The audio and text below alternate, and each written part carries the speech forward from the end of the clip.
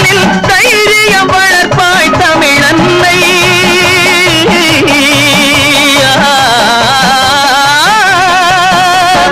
கருதினில் வளரும் மழலையின் உடலில் தைரியம் வளர்ப்பாய் தமிழன்னை களங்கம் பிறந்தால் பெற்றவள் மானம் காத்திட எழுவான் அவள் பிள்ளை அச்சம் என்பது மடமையடா அஞ்சாமை திராவிடர் உடமையடா